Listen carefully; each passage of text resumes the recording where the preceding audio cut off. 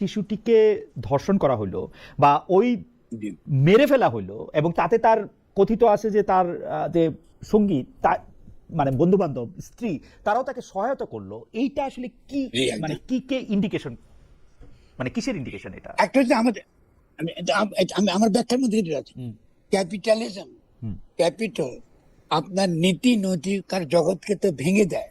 একটা মাত্র নীতি কথা থাকে, হলে পুঁজির নীতি কথা।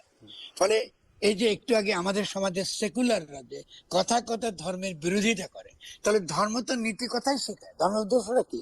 আপনাকে নৈতিক হওয়ার জন্য সে শিক্ষা দেয়। ফলে এই পুঁজিতান্ত্রিক ব্যবস্থায় তো ধর্ম সম্ভব না যতক্ষণ পর্যন্ত এই ব্যবস্থাকে আপনি আপনি মোকাবিলা না করছেন। এখন আপনি যদি আমার এই কথা না শুনে বলে ফরাদ ভাই আপনার ব্যাখ্যাটা অনেক বড় ব্যাখ্যা, তখন আপনি ইন্ডিভিজুয়ালকে আপনি দায়ী করবেন। আমি বলি না, ওই যারা ধর্ষণ করেছে তাদের দায়ী। আমি একমত, আমার একমত, অবশ্যই আমি একমত, তাদের অবশ্যই তারা দায়ী, তাদের অবশ্যই বিচার করা দরকার। কিন্তু বিচারের পরে যদি আমি যুক্ত না করেন যে সমাজের যে ক্ষয়টা ঘটেছে, সমাজের যে ফাউন্ডেশন, সেই ফাউন্ডেশন যে নষ্ট হয়েছে, এটা যদি না আনেন, সেই ফাউন্ডেশনটা আমরা কি করে আমরা রিকনস্ট্রাক্ট করবো, এটা যদি আমরা না করি, তাহলে তো আমরা আসলে সমস্যাটাকে রেখেই তো দিলাম, আমরা তো সমাধান তো করলাম। আচ্ছা, কুইক আরো কতগুলি বিষয় রয়েছে যেহেতু, সেটা নিয়ে আমি একটু একটা ছোট বিষয় আপনার কাছে জানতে চাই যে আপনি সেকুলারদের কথা বলতেছিলেন, সেকুলারদের সাথে যারা ধর্ম বিশ্বাস করে তাদের একটা যুদ্ধের কথা বলতেছিলেন, একটা পুঁজির আগ্রাসনের কথা আপনি বলতেছিলেন, কিন্তু আমি একটা সহজ জিনিস বুঝতে চাই যে ধর্মের রুলটা ধর্ম একইভাবে শুকর খাওয়া হারাম করছে, একইভাবে ঘুষ দুর্নীতি করা বা এই যে একটা বাচ্চার প্রতি অত্যাচার করা এগুলিকেও হারাম করছে, এগুলি তা পারমিট করে না। কিন্তু আমরা শুকর না খাওয়াটা, এইটা আমার পুলিশও লাগতেছে না, কিচ্ছু লাগতেছে না, এইটা আমি খুবই এরকমভাবে মাইনে চলতেছি, ভুলে কেউ আমাকে খাওয়াই দিলে গলায় আঙ্গুল দিয়ে আমি বমি করতেছি, কিন্তু এইটা তখন মনে হইতেছে যে আমি শুকর খাইছি আল্লাহর আরশ কাঁপে উঠবে। এইটা করার সময় আমার মনে হইতেছে না, ঘুষ খাওয়ার সময় মনে হচ্ছে না, সুদ খাওয়ার সময় মনে হচ্ছে না। এইটার কারণটা কি? মানে একই তো রুল, মানে মানে যদি আমি রুল মানি তাহলে এইটা মানে আমাদের তো নীতি নৈতিকতার বিকাশের জন্য, নীতি নৈতিকতার বিকাশের জন্য আমাদের যে সমাজে সত্যিকার অর্থে যে ধর্মস্থান থাকা দরকার, এটা তো নাই। আমরা মসজিদগুলো তো ধর্মস্থান বানাইনি, মসজিদগুলোকে বানিয়েছি এক ধরনের, যাব আমি ওখানে নামাজ পড়বো, তারপর দরজা বন্ধ করবো, বলে যে দুনিয়াবি বিষয় নিয়ে আলোচনা করা যাবে না। তো ধর্ষণ তো দুনিয়াবি বিষয়, আপনি এটা তো আপনি ওখানে আলোচনা করতে পারছেন না, আপনি আলোচনা করতে দিচ্ছেন না। অর্থনৈতিক ইস্যু তো দুনিয়াবি বিষয়, যে কেন গরিব গরিব হচ্ছে, এটাকে সমাধান কি করে করব। আমার যে এলাকার যে সমস্যা, এই সমস্যার সমাধান তো মসজিদে করতাম আমরা, আর আগে রসুল তো তাই করতেন। আপনি বিয়া শাদী, বিয়া বিরোধ, তর্ক বিতর্ক, সামাজিক বিরোধ, পারিবারিক বিরোধ তো মসজিদে মীমাংসা হয়ে যেত। এখন আপনি এগুলো কি করেছেন, আপনি পারিবারিক আদালত বানাইছেন, রাষ্ট্রের অধীনে এগুলো নিয়ে চলে গেছেন। তার মানে রাষ্ট্রকে আপনি ধর্মের স্থানে ঢুকাইছেন, রাষ্ট্রকে ধর্মকে বাদ দিয়া সেখানে রাষ্ট্র বসাইছেন। তো আপনি তো এটা হবেই, আপনি তাহলে ধর্মকে ধর্ম আকারে আনেন আগে, তারপর রাষ্ট্র হলো প্রশাসন। দেখেন ইসলামে কিন্তু কোনো রাষ্ট্রের কোনো কনসেপ্টই নেই, এই জন্যই, কারণ ধর্মের বাইরে তো কোনো রাষ্ট্র থাকতে পারে না, নীতি নৈতিকারের বাইরে তো কোনো রাষ্ট্র থাকতে পারে না। রাষ্ট্র তো একজনের বল প্রয়োগ করবার একচেটিয়া তো রাষ্ট্রকে শেষ করে, এগুলো খুবই ইম্পর্টেন্ট। কারণ আপনি একচেটিয়া বল করবার করে অধিকার তো কখনোই ইসলাম দেয় নাই রাষ্ট্রকে। এই জন্য ইসলামের সমাজ আছে, রাষ্ট্র নাই। রাষ্ট্র মানে এটা প্যারাসাইট, রাষ্ট্র মানে এটা শোষণ করবে, রাষ্ট্র মানে নীতি নৈতিকতার প্রশ্ন সে সমাধান করতে পারবে না। ফলে আপনি যদি এটাকে রাখেন, এই রাষ্ট্রকে এরকম রেখে দিচ্ছেন, হাসিনা আইন, হাসিনা ব্যবস্থা, এটাই তো ধর্ষণের কারণ, এটাই তো এই ব্যবস্থা রাখছে, বিচার হয় না। আপনি ধর্ষণ করছেন, তার জন্য খেয়াল করেন, আপনি ইতিমধ্যে একটা আইন হয়েছে, আইন হয়েছে আপনার এই উপদেষ্টা সরকারের সময় দ্রুত বিচারের জন্য, ধর্ষণের জন্য, সেখানে আমাদের মৃত্যুদণ্ড আছে, আমি মৃত্যুদণ্ডের বিরুদ্ধে, কিন্তু দ্রুত বিচারের জন্য আইন আছে, আমার সে আইন শাস্তি বাস্তবায়নের ব্যাপার আছে। হয় নাই, হচ্ছে না। কেন হচ্ছে না? কারণ আপনি ওই রাষ্ট্রে রেখে দিচ্ছেন, এতে মাহফুজে রেখে দিচ্ছে হাসিনার রাষ্ট্র, এখন বলতেছে আওয়ামী লীগের জন্য আপনার রাষ্ট্রছে। এটা এটা তো অযুক্তি। আমরা পারি নাই বলতে পারি, আমি বলতে আমরা পারি নাই, মাহফুজ আমরা পারি নাই, আমরা ব্যর্থ হয়েছি। কিন্তু এই জন্য আপনি বলবেন যে হাসিনা আসতেছে এসবের জন্য, আপনি তো দেখতে হবে যে কি আমরা পারি না, কি কাজটা আমাদের করা দরকার। জনগণকে ওই কথাটা পরিষ্কার বলতে হবে।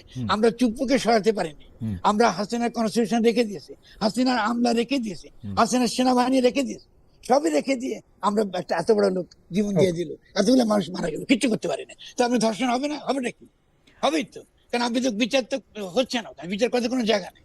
আমার জনগণকে বুঝাতেছেন আপনি, না আমাদের সংবিধান ছাড়া এই আমাদের স্থিতিশীলতা আমাদের লাগে, তো স্থিতিশীলতা তোমরা রক্ষা করতে পারছো না, তোমরা তো হাসিনা ব্যবস্থা রাখছো, ঠিক ফরদ ভাই, আমি আমার শুধু আমার অবজারভেশনটা বলি যে আমি দেখি বাংলাদেশের 90% মুসলমান, সেই 90% মুসলমানের মধ্যে আসলে আমি শতকরা 1%, 1000 জনের একজন, 10,000 জনের মধ্যে একজন, 1,00,000 জনের মধ্যেও একজন পাই নাই যে প্রকাশ্যে শুকর খায় বা শুকর গোপনে খায়।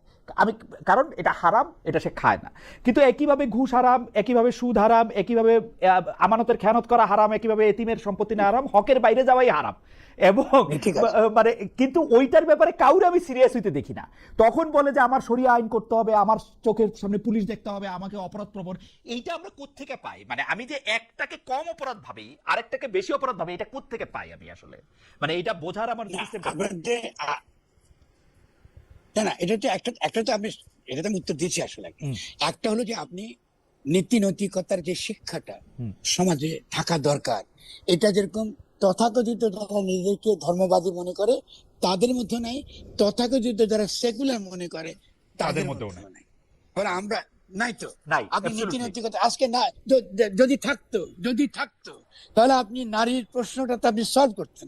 আপনি দেখেন যে এই যে উপদেশের সরকারের সময় সবচেয়ে বেশি নিন্দিত হয়েছে নারী কমিশনের রিপোর্ট। তো নারী কমিশনের রিপোর্টে অনেক কিছু আছে যেটা আপনি বিতর্ক করতেই পারেন, কিন্তু আপনি কি জন্য বিতর্কটা করছেন একটু খেয়াল করেন। আমি যে কথা বলছি এটা হয়তো অনেকের কাছে পছন্দ হবে না। আপনি কেন প্রস্টিটিউটদের ব্যাপারে আপনি মহা খেপে গেছেন। আপনি তাহলে প্রস্টিটিউটে দেখেন বিভিন্নভাবে নির্যাতিত। প্রথমত সমাজে তার আর্থসামাজিক কোনো অবস্থা নাই যাতে সে তার জীবিকা সুন্দরভাবে সে কি করতে পারে, আয় করতে পারে। এক নাম্বার, সমাজের মোরাল যে জগৎ, সে মোরাল জগৎ থেকে সে কিন্তু বাইরে। সেই মোরাল জগতের মধ্যে আপনি তাকে ঢুকাচ্ছেন না, আপনি আগে থেকে তাকে ইমোরাল করে আপনি বাদ দিয়ে দিচ্ছেন। 3 নাম্বার, আইনের জগৎ, সেখান থেকে সে বহিষ্কৃত। তাহলে এই আদম সন্তানের জন্য আমাকে একটা উত্তর দেন, এই আদম সন্তানের জন্য আপনি কি খালি শাস্তি দিবেন নাকি তাকে অন্যান্য ব্যবস্থা করবেন? সমাজ তার জন্য শুধু শাস্তির ব্যবস্থাই রাখছে, মানে মনে হয় আর কি এরকম যে একটা শাস্তি ব্যবস্থা কি করে। আচ্ছা, তাহলে আমাকে বলেন, তাহলে ওকে আপনি পুনর্বাসন কি করে করবেন? আপনাদের একটা কিছু লাগবে তো। করবো না তো পুনর্বাসন, ও অপরাধী, ওকে পাথর ছুঁড়ে মারবো। তাহলে আপনি দেখছেন যে নীতি নৈতিকতার জায়গায় কেন হচ্ছে না, আমি তো একটা উদাহরণ দিয়ে দেখাই। এবং আপনার তো হাই কমিশন, নারী কমিশনের রিপোর্টে ঠিক আছে আপনি এগ্রি করেন না, কিন্তু যে নারী, যে মানুষটা, যে আদম সন্তান, সে আপনার বিভিন্ন ভাবে, সেইটা তো মানে আপনি প্রস্টিটিউটদের অধিকারের কথা বলতেছেন ফরহাদ ভাই। আমি অধিকার বিশ্বাস করি, নারীর অধিকার নারীর প্রতি আমরা সাধারণ আচরণই তো করতে পারি না, তারে ভিক্টিমাইজ করি, মানে তার প্রতি অপরাধ করি, তারপরে দেখি যে তার চেহারাটা আসলে কেমন, এইরকম সেইরকম, এই করতে করতে তো আমরা একটা কিসের মধ্যে দিয়ে একটা আসি। ফরহাদ ভাই, আমার আপনার অনুমতি নিয়ে আমি পরবর্তী প্রসঙ্গগুলিতে খুব দ্রুত যাই। আপনার সাথে কথা বলা খুবই আনন্দদায়ক, কিন্তু অনেকটা সময় পার গেছে। সেটা হচ্ছে যে হামের টিকা, আমি প্রশ্নটা খালি একটু করতে চাই যে আপনার কাছে কি মনে হয় যে অন্তর্বর্তী সরকারের দায় রয়েছে, মানুষ মারা যাচ্ছে, এটা এই সরকারের জায়গা থেকে আপনি এটা আসলে কিভাবে দেখেন, হামের টিকা বা হাম ব্যবস্থাপনা, ইউনিসেফ ইত্যাদি?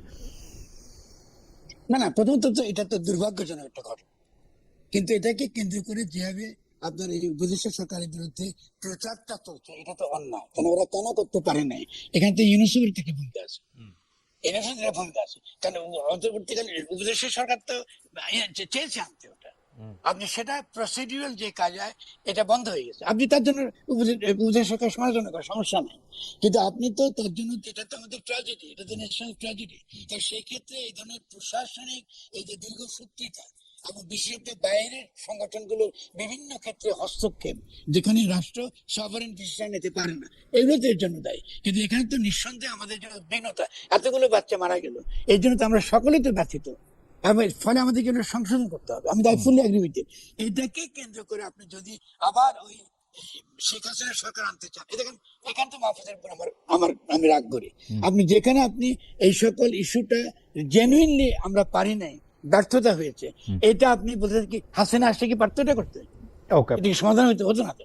তাহলে আপনি কথা হচ্ছে যে আমাদের যেখানে সমাধান করার দরকার সেখানে তো আমাদের সমাধান করতে হবে, সমাধান তো করতে হবে। যখন আপনি পুরনো ব্যবস্থা যখন ছিল এখনো রেখে দিয়েছেন, এই ব্যবস্থার অধীনে আমরা আমাদের কোনো সমস্যার সমাধান করতে পারবো না। একটার পর একটা সংকট আসতে থাকবে, আগামী দিনে সংকট তীব্র হবে। আমি বসে আছি এখানে, গরমে মরে যাচ্ছি, এবং যেহেতু জ্বালানির সমস্যা আছে, বাংলাদেশ জ্বালানির সমস্যা সমাধান করতে পারবে না। এখনো পর্যন্ত কোনো জ্বালানি নীতি আপনি সরকারের পর্যায়ে দেখছেন না। ফলে এই যে একটা অবস্থা দেখছেন, আমি রিয়েল যেখানে আপনার প্র্যাকটিক্যাল কোশ্চেন গুলো আলোচনা করতে হবে, এটা বাদ দিয়ে আমরা হাসিনা আসতেছে, আপনার ক্ষমতা আছে। আরে ওটা তো সারাক্ষণই সুমন্ত করে দিন, সারাক্ষণই ওটা তো সুমন্ত সরকার দেন, এটা বলিনি। জি সুমন্ত তো ঘোষণা দিচ্ছে আপনি শাহজালাল বিমানবন্দরে আপনি মারা দিয়ে আনবেন শেখ হাসিনাকে, ও তো ঘোষণা দিচ্ছে। আর আমি তো তাকে পাল্টা ঘোষণা দিচ্ছি, চেষ্টা করে দেখো, তুমি তো পশ্চিমবাংলাও হারাবে, হুম বেশি চেষ্টা করে পশ্চিমবাংলাও হারাবে। এখান থেকে গণঅভ্যুত্থান হয়েছে, তুমি পশ্চিমবাংলা যেটা করছো আজকে, ভারত যে হুম সংকটের মধ্যে পড়েছে, সেই সংকট কিন্তু বাংলাদেশ স্থিতিশীল যদি করতে পারে, অন্য কিছু লাগবে না। আমরা একটা সিম্পল না ছোট একটা অর্থনৈতিক কিন্তু নীতি যদি করতে পারি। ফরদ ভাই, জি কিন্তু আমি আপনার বক্তব্য দেখতেছিলাম যে আপনি আসলে মনে করতেছেন যে এই হিন্দুত্ববাদের জবাব হিসাবে আমাদের হইতে হবে আরো অনেক বেশি দায়িত্বশীল, যেই ক্ষেত্রে হচ্ছে যে আমাদের দেশের প্রতিটা মানুষের প্রতি আমাদের ইনসাফ ন্যায্য বিচার সেগুলি করতে হবে। হিন্দুত্ববাদের গেছে সেটা হবে বড় জবাব।